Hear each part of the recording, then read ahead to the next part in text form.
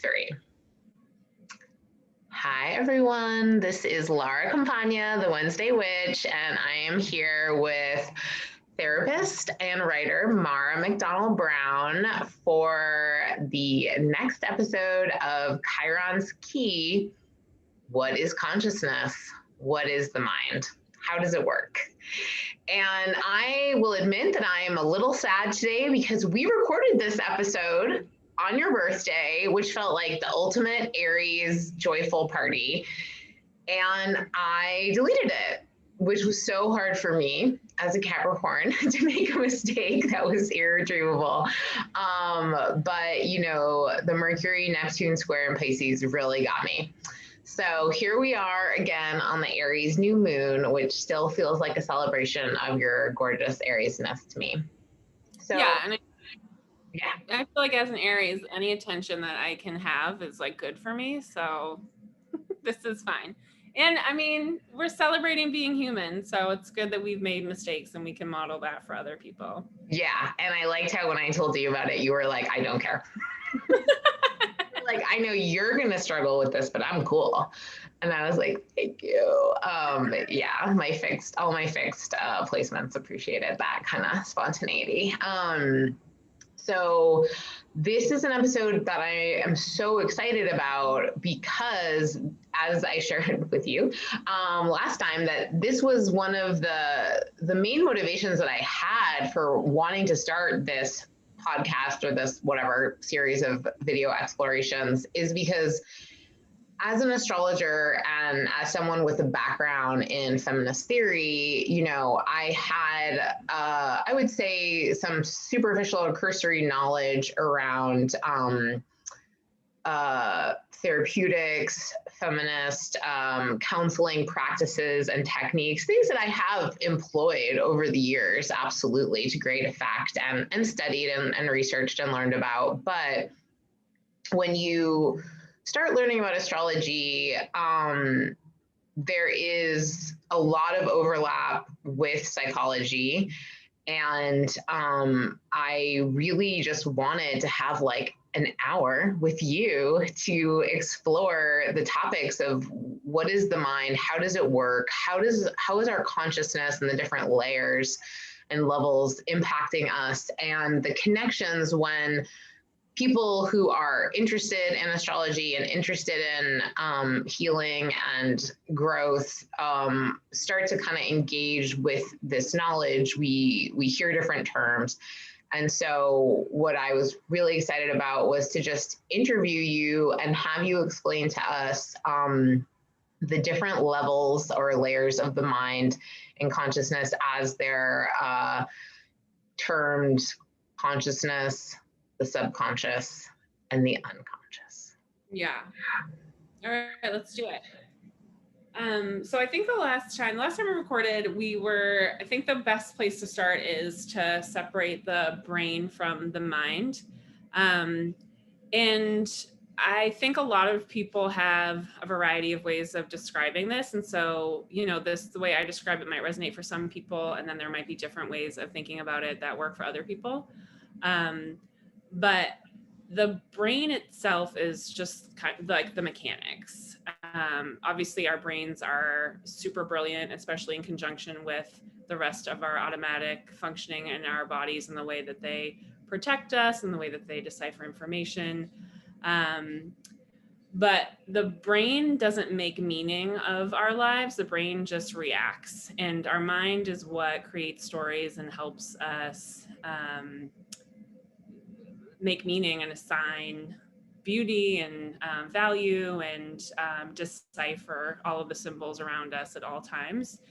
And the mind also encompasses our felt sense. So our body and our mind sometimes are viewed as two separate things, but I think especially as we're talking about unconscious and subconscious, I think the most helpful way to think about the mind is it being all of our being and a general just sense of consciousness. And so what our mind can do is in taking cues from the body. So, you know, as you know, really, I think a lot about trauma and our responses to trauma, and that's sort of the world I live in because I work in the addiction and recovery field, and because I worked in early childhood mental health with a focus on intergenerational trauma and early childhood trauma.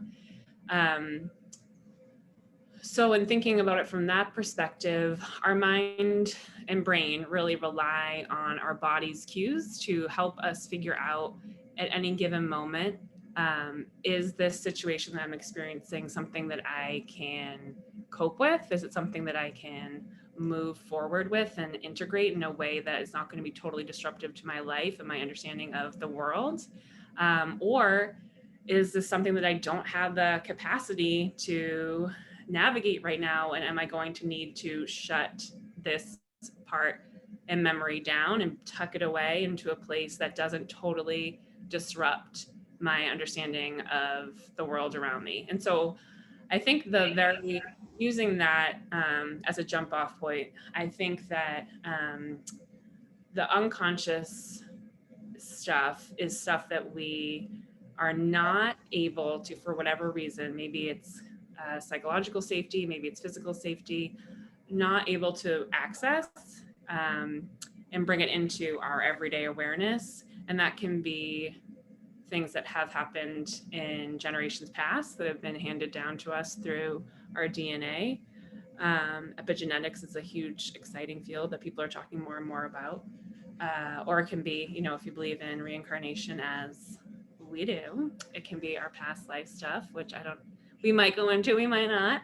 And it can be things that have happened to us, in our childhood and as we're growing up. And do you want me to pause there, or do you want me to kind of do the 3 layers?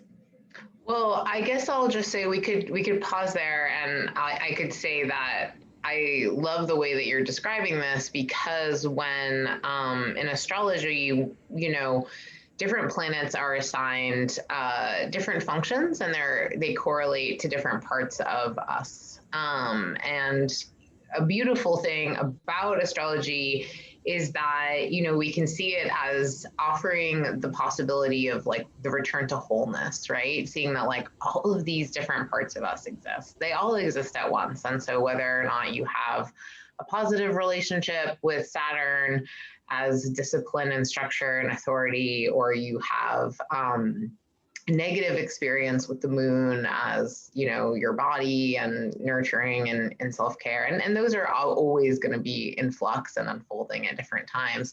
But astrology can offer us this framework of how do I access and how do I appreciate, and what's kind of like my jumping off point. And so, and we learn that through exploring the natal chart. But, part of why this came up for me is that when I was studying the Mercury retrograde cycle, which is something that like has come into prominence, like people in pop culture are like, oh yeah, Mercury retrograde, yeah, that's happening. Uh-oh, my package is delayed. Uh-oh, my flight got canceled, and my luggage got lost. Mercury and Gatorade.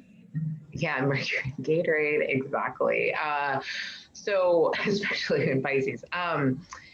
So Mercury is connected to communication and the mind and speech and rhetoric and writing and all of the ways that we're kind of taking in information, analyzing it, filtering it, and some of those fundamentals of the brain, as you talked about, where I'm just looking at you and, you're sitting on your couch and I'm just kind of like making a mental note of the details of the image that I'm seeing, right? And that is just kind of like the function of Mercury when it's moving forward. And then when Mercury stations retrograde, there's a pause. And this happens like, every 3 months for 3 weeks. So for 2/3 of the year, there's this sense of like collecting data and analyzing on a superficial level. But then when Mercury stations retrograde, there's this diving down beneath the surface. And I have experienced that many times. We've all experienced it, whether or not we understand it through the framework of astrology. But I really wanted to kind of, have this bigger connection made between what exactly is happening in that moment when we go below and we're seeking more information than just what's available to us on the surface level on a daily basis. Yeah. Yeah, that makes total sense.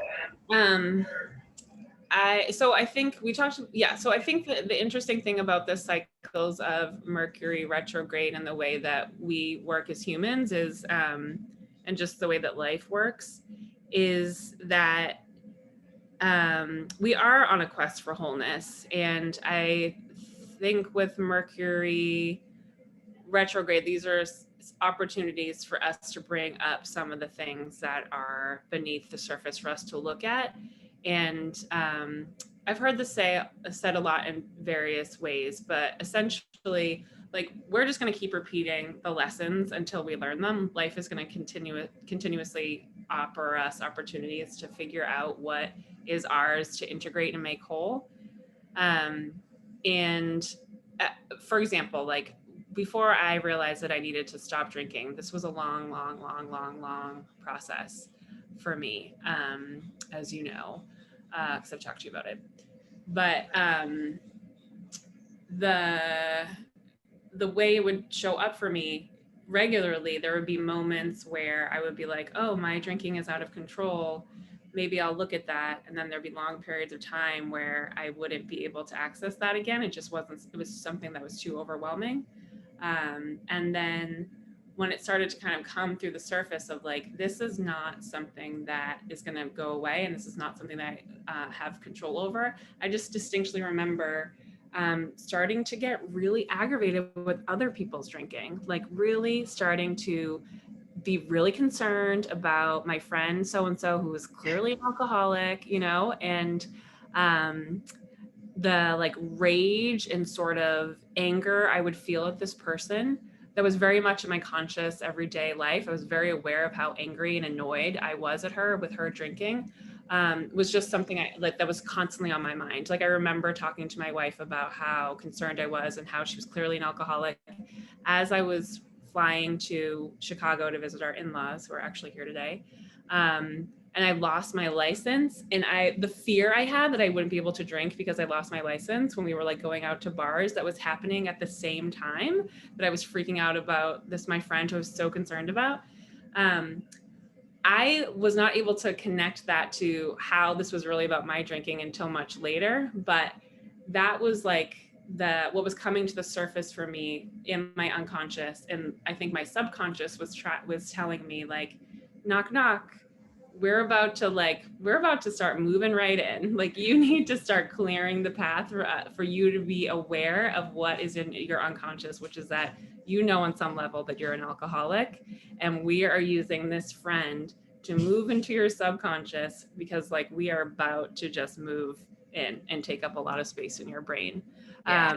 But that took a long time, and I think probably all of us have something that in retrospect we saw sort of brewing in cycles in our life that eventually was able to be something we could integrate at a time that was safe. I think that's in framing it in the way of like what's going on with us. I think that we just want to feel safe. We don't want to feel super vulnerable. We don't want to feel like we might be rejected. We don't want to look at parts of ourselves that the outside world we see reject every day in other people, sometimes violently. So for me, I didn't want to ever identify as an alcoholic, because what does the world think about people with addiction? They're morally bankrupt, they're inept, they don't have willpower, they're dirty. I think like DMX just died recently, sort of and with George Floyd, his use of fentanyl and opioids is something that's playing out on a larger scale that really demonstrates just the lack of compassion, understanding that we have about addiction. And people are blaming him for his death. And I think, so why would any of us want to be aware of that within ourselves? Why would any of us want to admit that? Unless there's a sense of safety, or unless it becomes so unsafe for us that the alternative is even more dangerous.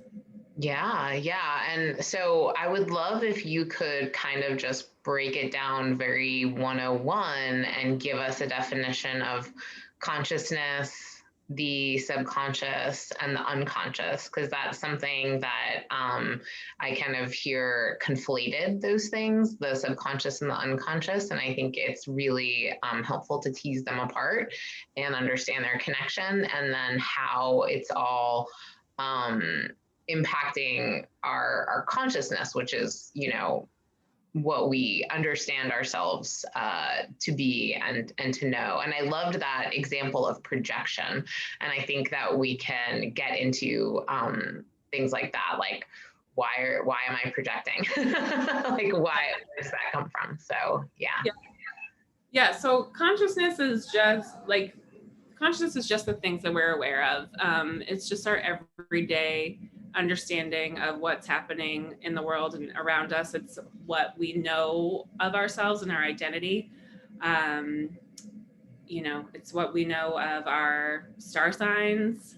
It's what we know about aspects of our personality. It's what we understand about how the world works. And sometimes this is very accurate information, and sometimes it's stuff we need to unlearn, like we've seen this past year, in very big and shocking for some people ways.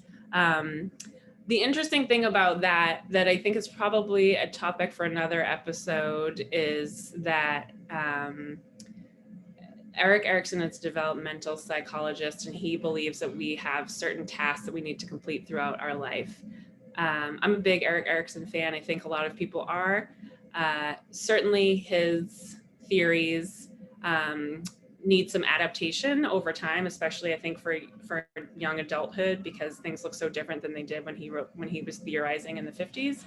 But he says one of his main points is that when you're in your identity versus identity confusion phase, which is your adolescent phase in his eyes, not only do you have to believe something about yourself, but other people have to agree with you.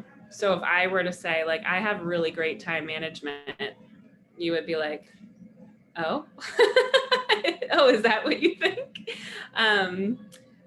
Or, say that maybe your wife would, but sure. Yeah, I mean, you would be a really supportive friend, but yeah, my wife would be like, I just don't think that's true for you. Or, like I am, if like a teenager today was like, I am famous on TikTok, and their friends were like, are you though? So there has to be, like, in order for there to be kind of true identity, in a way that is a shared reality with everyone, there has to be some agreement around what your identity is. And that kind of lends into the subconscious, unconscious stuff. But maybe I could just break in there and say that concept of the consciousness is related to the sun in astrology. So the sun is the I that I understand myself to be, right? It's related to that ego that's like, I am me. Yeah. And in order to have that sense of self reaffirmed and validated, there needs to be an audience that is in consensus, at least to a certain degree, for us to be able to like grow and develop and feel, solid in that sense of self. So, if anyone grew up in a family where they received mixed messages, right? Like one parent was like, you're perfect, you're great at this. And the other parent was like, I don't see that, like, you're not that good. Then, they might have a sense of, oh, well, I want to be like this, or I am like this to some people, but not everyone. And there's an aspirational quality to the sun where, like, we came here exactly to do something and to live out and to shine in a certain way. And the sign that our sun is in describes the style in which we're going to do our soul's work. And the house are the topics that are relevance and importance to that work. But, when we think about the sun as being at home in Leo, and that there's like Leo is the performer, Leo is the leader, Leo is like there's more Leos in Hollywood, like because and when we say that somebody is really good at something, we say that they're a star, right? They stand. They emit their own light, and we see that light and we respond to it and we're drawn to it. So I just wanted to kind of make that connection between that conscious sense of self and the sun. And a lot of times in psychology and in healing, we get real down on the ego because it is not necessarily, doesn't feel like our friend, because it's always trying to like reaffirm this kind of fragile sense of self, distinguish us from other people and protect itself.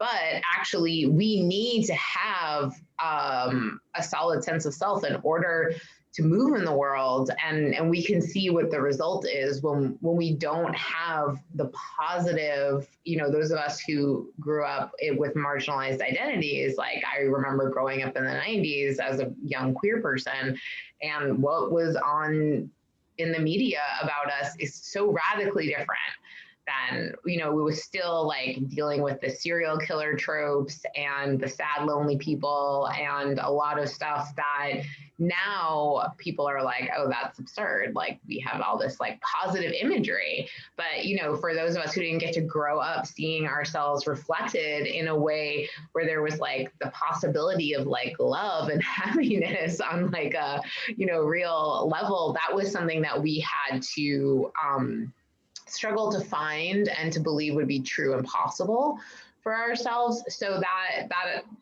what is reflected to us from our environment absolutely impacts what we understand to be true about ourselves and possible for our lives. So I just kind of wanted to make that connection between the sun and how you describe consciousness. That was perfect. Yeah, no, that's fascinating. And I think it's really interesting too, because a lot of times or not a lot of times, I shouldn't say that, but sometimes what is reflected back to us is what people need from us. And so, you know, like I think about people who are super organized and super hardworking and super performance driven. And I think about capitalism and how that is something that is so rewarded in our culture. And so, you know, people might really identify with that as being the person who always shows up and the person who is going to push through the discomfort and be there and take on extra things. And that can be something that you really is very much in your awareness of who you are, that over time, because it's so rewarded, you may not really question it. And then at some point your body, your unconscious or your subconscious might start to filter up these messages that this isn't working for you anymore. This isn't serving you anymore. There may be a different way of living your life that's more in accordance with your soul or what your body needs, or just what even your mind needs some rest. So I think it is really interesting to think about, to get to know yourself and be on this journey and understand, like, what did I truly come here to share? And what has been really applauded and celebrated around me that I've leaned into, and where do those things align, and where are those things no longer serving me? It's a really interesting thing. And I think that I love the way that you just connected that. I think for people who are interested in both psychology and astrology, that is brilliant and fascinating. Okay, so how would we think about the subconscious? So if I describe it the way that maybe the psychology world views it, maybe you could do the same. Yep. Cool. So the subconscious is basically things that are below the surface, that are like waves that are coming in, that are safer to explore than things that are hidden in the deeper ocean. They are things that if we have space and time to reflect, either with people we love and trust, or if we have our own reflective practices for ourselves, that things might kind of percolate to the surface. I think it is a good idea to start paying attention to what really annoys you about other people, because I do think that is, it's not an old wives' tale, but it's a common saying that, like, what if they're pointing 4 fingers at someone else, there's one pointing back at you, or whatever the thing is. Oh, that. Yeah. So I think that's a really good place to think about, like, what are the things that are really annoying you about other people. That's a good indication of what your subconscious is letting you know it's time to start looking at for yourself. But those are issues that you're being told are safe to start thinking about. Yeah, and I think, that idea that you mentioned at the beginning, that we can only process so much at any given time, right? There's a lot of information out there, and we're experiencing it with our bodies, with our emotions, with our mind.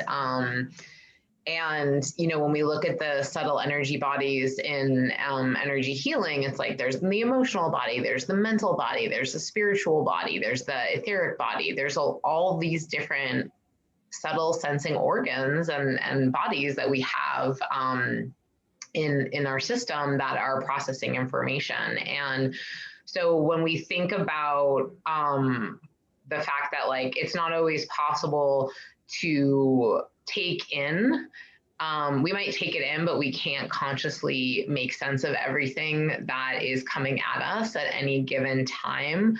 Some of that information, as I understand it, is stored in the subconscious, and that's the layer when we drop below the surface of our consciousness, like in meditation. We are dropping into the subconscious, and there's a lot there, and it's really connected to the body and the physical and the emotional experiences that are stored and live in our cells. And often there's not time and space to be with that reality as it's happening. But that's why practices such as yoga are really healing. And often, you'll be in shavasana and someone will start crying, and it's because that's a safe place for their body to express what's been stored, and they've just gone through a process that has facilitated them moving through whatever mental or emotional blocks, so they can now release that. And that's really healing, and that's one of the things I love about spaces like energy healing or yoga, where it's emote, no one's going to invade your space when you do that. But when in astrology, the body is connected to the felt sense, and it's connected to our physical body, our emotional body, the body of the person who brought us into this world, the way that we were nurtured growing up, and our own style of how we're going to take care of ourselves and other people. So, when you study the sign that the moon is in, it gives you a lot of information, and it can speak to what you're going to go to comfort yourself, how you're going to, what it's going to be easy for you, and what's going to be challenging for you, how you're going to experience emotions. But I think that anyone who has felt resistance to being in their body, to dropping into that, what I experience is a deeper felt sense, will know that there is a lot there. And, the moon rules the ocean, right? So I love what you said about waves. And we can often experience emotions as waves. And I think for those of us who've ever had to live with something that's difficult to live with, right? There can be, I've had this experience where something's going on and I'm like, ooh, I don't like that. That's very, that's disturbing to me. And that is unpleasant. And I don't fundamentally want that to be true, even though I know it is.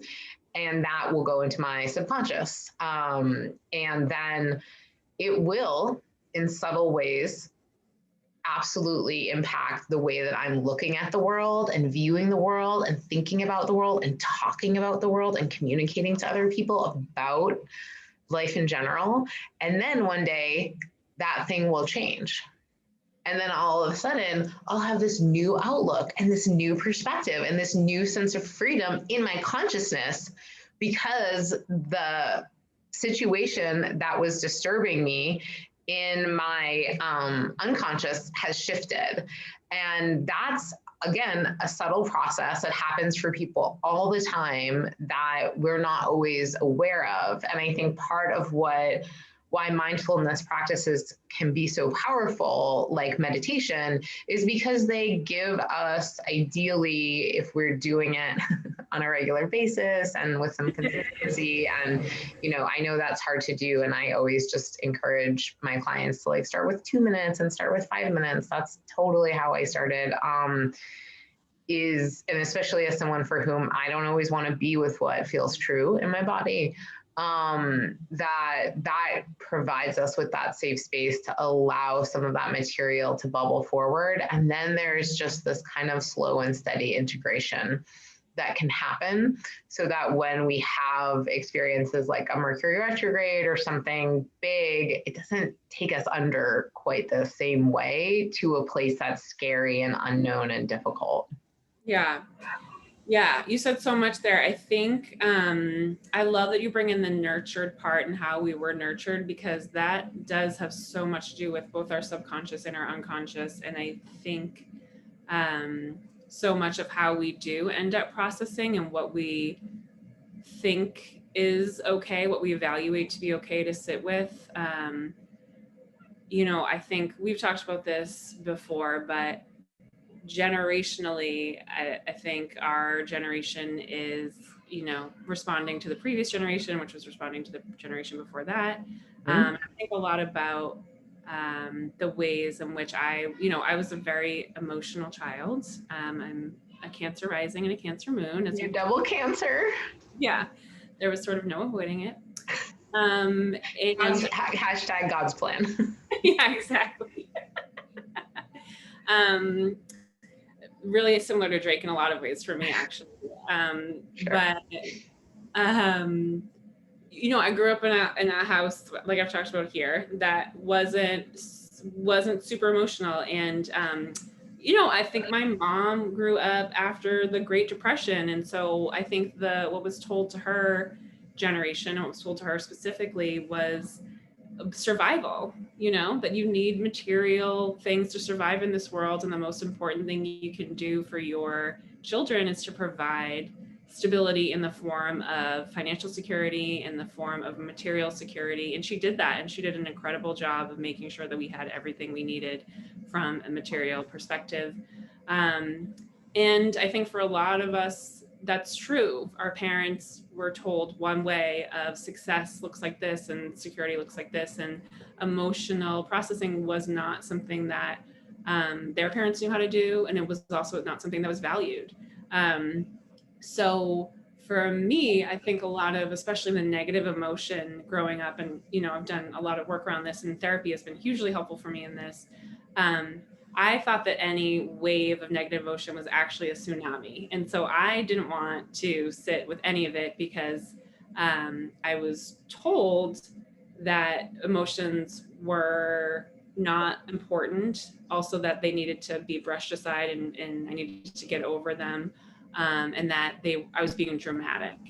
And, you know, I don't say that coming from a place of blame or shame. I think that's a lot of people's experiences. And also, if anyone who knows me knows, I am quite dramatic. So that checks out.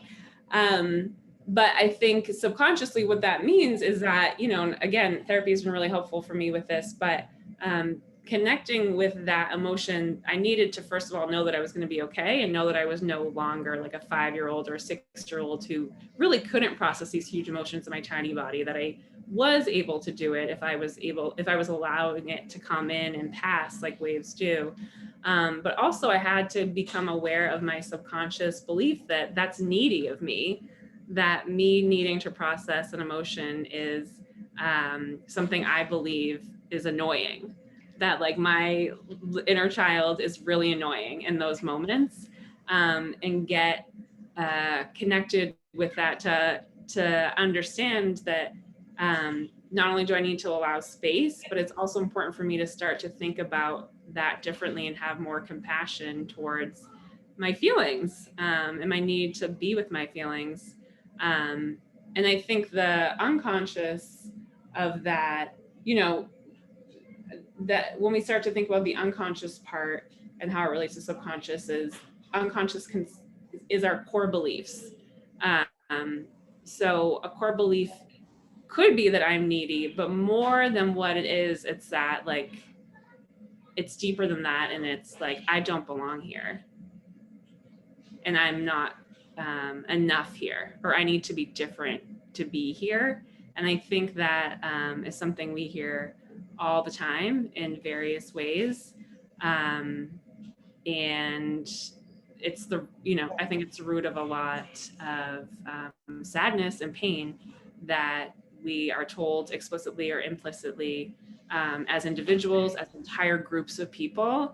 I think like my Irish ancestry, I think about this in an unconscious way, that we don't deserve or don't belong, or are lacking in some way, and that we need to be different in order to be accepted or loved or successful or appreciated.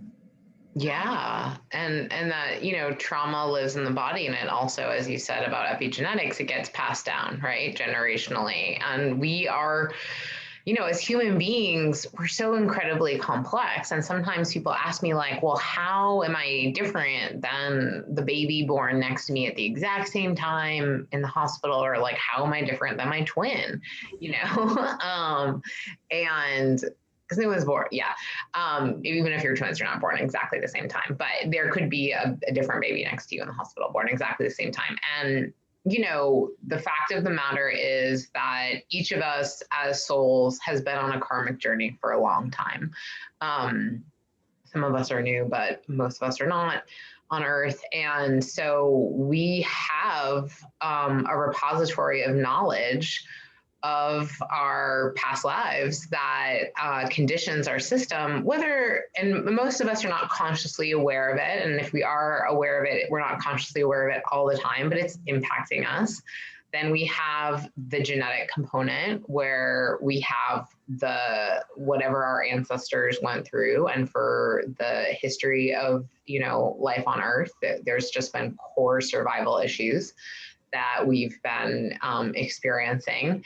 And then we have whatever our parents went through, you know, individually. And so that's a lot. And it speaks to the way that on some fundamental level, we are all connected, right? Like we have had this really long and rich history of existence. And it's not just this time, but this time is so significant because there's never been this exact crystallization of us before in this way, and there will never be again. There can never be again. And that's incredible to me.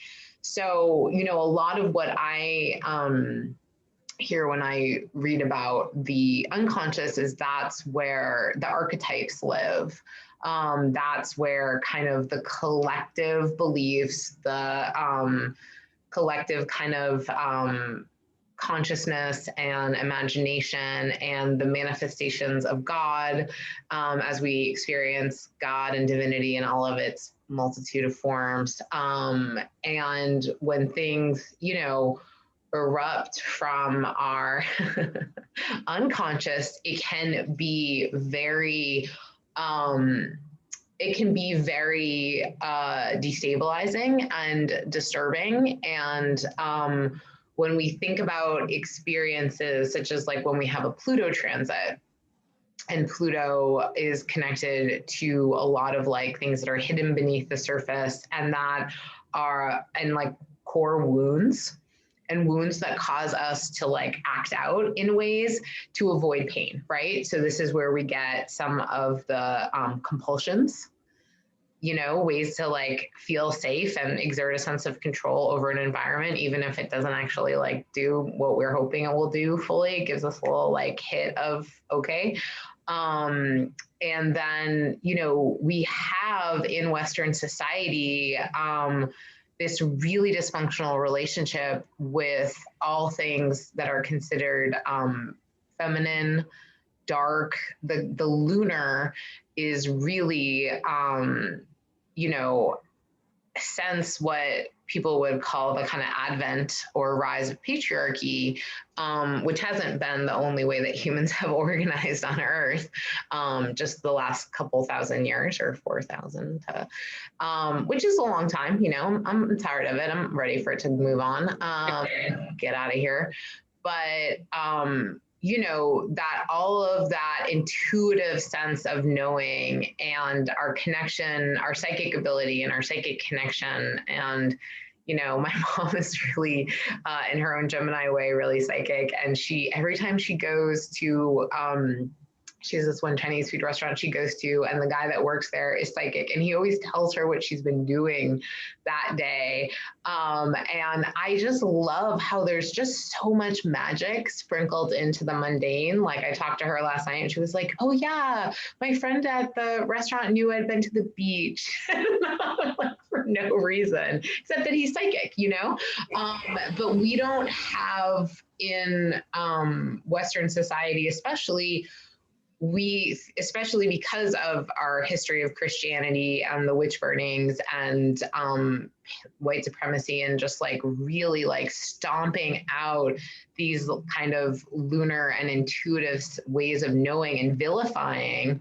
And we've lost a lot of ritual and ways to kind of find our way through these periods that we could consider, dark or difficult, that are really just often initiations.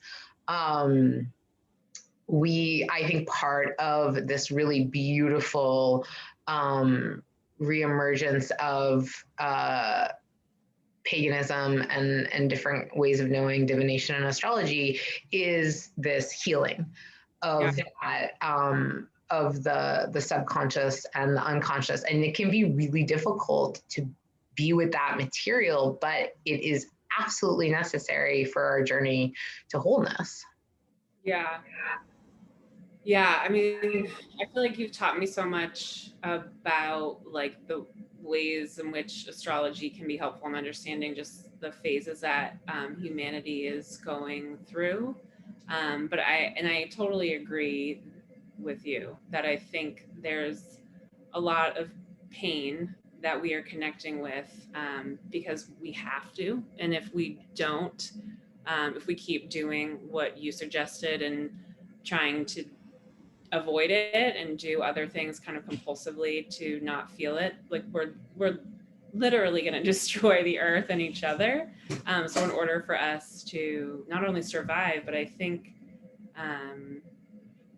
evolve, I think we have to be going through what we're going through right now. And I also think that's why our generation had to have such a strong emotional response to the generation before them, and why I think this up and coming generation has such a revolutionary spirit, because that's exactly what we need to sort of break through.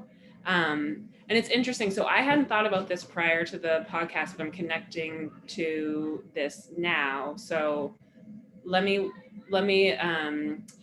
put this out there and see if it makes sense, or you can help me make sense of it. So I've been reading Wheels of Life by Anna Dea Judith, who's a psychologist who's really interested and well-versed in the chakra system. And so, as you know, and not many other people know, but I recently had surgery to remove 2 pretty large cysts from my ovaries, and it was totally benign. But a lot of what you said resonates because the ovaries are in what's considered our second chakra, which is water, which is what where our emotions lie, and it's beneath the surface. And Anna Dea Judith says that is where like our emotions are signals for us of what we have to work through, much like the subconscious and also the unconscious is. And those will like percolate through our body and kind of express themselves in different ways. But what's interesting about the specifically connected to what you just said, what's interesting both about the this happening in my second chakra area, it being my ovaries connected to creation and femininity, is first I'm going through that, what's that called? Not the thing where I'm 260, Pluto something. Your Uranus opposition. No, the Pluto something Pluto. Oh, your square. Mm-hmm. Yeah, Pluto square. Mm-hmm. Right. So bringing up a lot of stuff that I need to work on that's coming up to the surface, but also just with the ways in which the patriarchy plays itself out into our daily life and our subconscious beliefs about femininity and women's bodies, is that no one can tell you why cysts develop on the ovaries. There's no medical explanation for it. There's no sort of research into it. There's no funding for it. People just accept that it's a mystery because that's like how the world views women. It's like women are mysterious and dangerous and we don't really know. And we're not, frankly, all that interested. Yeah. And I think, there's a huge movement in the astrological community, especially in like the queer astrology spheres, of moving away from gendered language in a particular way, although we can and we should, and we need to have a way to talk about the lived experiences of people who are female bodied or present as feminine and all of that, and people who transgress. So I might not personally consider like the second chakra a feminine chakra. Like that wouldn't be the language I would use, but I would say it's definitely connected to sexuality, and it can be absolutely connected to experiences of femininity that we have and how those are allowed. And, when we think about the fact that, okay, the moon rules the ocean, rules the tides, takes 28 and a half days to go around the zodiac, rules the menstrual cycle, which is connected to the ocean, and was the basis for the monthly calendar, right? We get all of that from the moon, menses and menstruation. And when we look at the medical field and the fact that we can see patriarchy and we can see white supremacy in the development of psychiatry, right, and psychology, because it's like, oh, you have hysteria, you are hysterical, that's connected to your womb, to the moon, to your emotions, you're irrational, we only value the solar, the logical, the rational mind. If there's something that you're disturbed by that we can't find a solar conscious reason for, maybe it's because you're the problem, right? And so many people of marginalized identities get that, right? Like, I have never been to the emergency room where I wasn't, and I've been probably only 4 times in my life, and it's usually because I am having a skin reaction. But I've always had a male attendant, and he has always asked me if the problem might not just be my period. Right. Really intense. Like, I've been there 4 times in like 20 something years. So I think that kind of connection with the darkness, with the things that we don't understand, with the things that Western science doesn't have an explanation for. And I've said this before, like, I love that astrology can't be proven. Yeah. It's about phenomenology. A phenomenon is something that is known to exist that cannot be explained.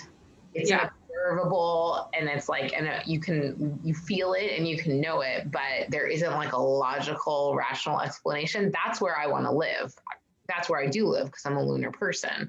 But I absolutely think that when we're talking about these places where what we've been brought up with, like Western and medicine, where they can't understand and they can't go. This is also often what leads people to spiritual questing, right? Because there is a reason. There has to be something more. Like you were led to healing through your own challenges, and the lack of, people. I mean, I feel like I can say this because I know your story, but please correct me. And this is true for me. Like the lack of people understanding why things were wrong with me. I had many physical issues when I was younger that were absolutely connected to like emotional states of being, that Western medicine was like, you should probably lose weight and maybe it's your period, like, oh, thanks guys, like really helpful. But when we think about the Mercury cycle, just to bring it back, and then I'd love to hear what you have to say, it might be a good kind of place to conclude, is Mercury is the psychopomp, the guide that leads people through the underworld. Because when we go through experiences that are traumatic, like death, and we have many deaths throughout our lives, and when we go through that liminal space of I'm not here and I'm not there, I'm in an in-between, and often when we're sick, we can't fully participate in our solar life, right? In the life we live outside where we interact with other people. We're more confined inside to lunar spaces, or couch or bed, things like that. We need a way of being guided through those experiences so we don't get lost in them, right? And that's what Mercury, when we connect to Mercury and we connect to some of the mythology and spiritual practices around guides through the underworld, we can understand that although no one can go through these journeys with us, it's our own soul's individual work to experience them and to face the challenges. We're not alone. We don't have to be alone. We can have the support of our community, of our loved ones, and of divinity in whatever form we connect it to. So, thank you for sharing your journey with your own, experience of having the ovarian cyst, because my understanding is that the cancer of the reproductive organs is one of the fastest and swiftest killers of women. And to me, that's absolutely the result of living in a patriarchy and what Western medicine chooses to research and study and educate people around and promote. Yeah. Yeah, I mean, it's so interesting how all of this is, just layered, and impacts all of it. I think first I just wanted to thank you for, pointing out the gendered language. I feel like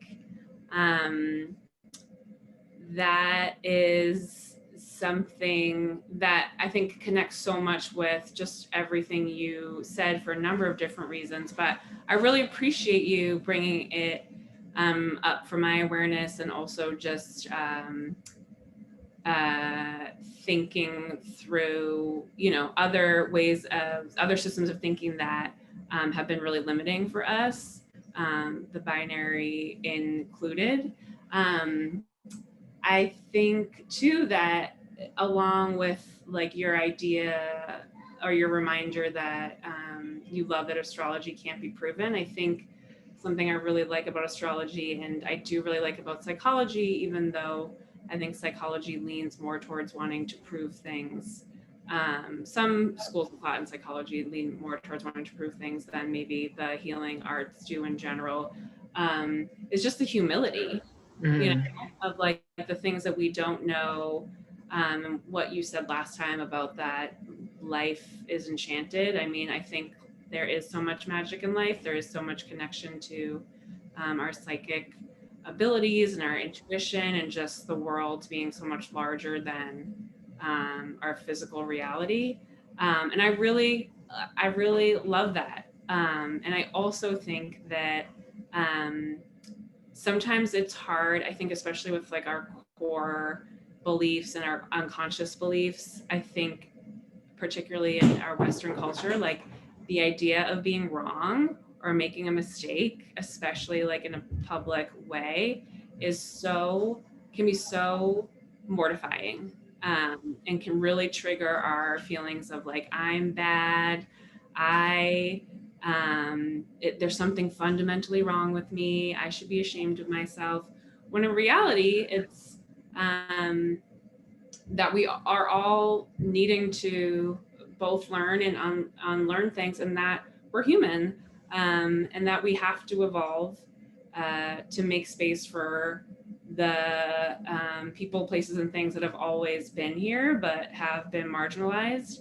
And I think like in that example, like you and I are close, right? So this is a perfect example of like being able to feel safe in order to explore some of these things in a way that you can kind of bring up the things that might otherwise trigger feelings of inadequacy or rejection or whatever.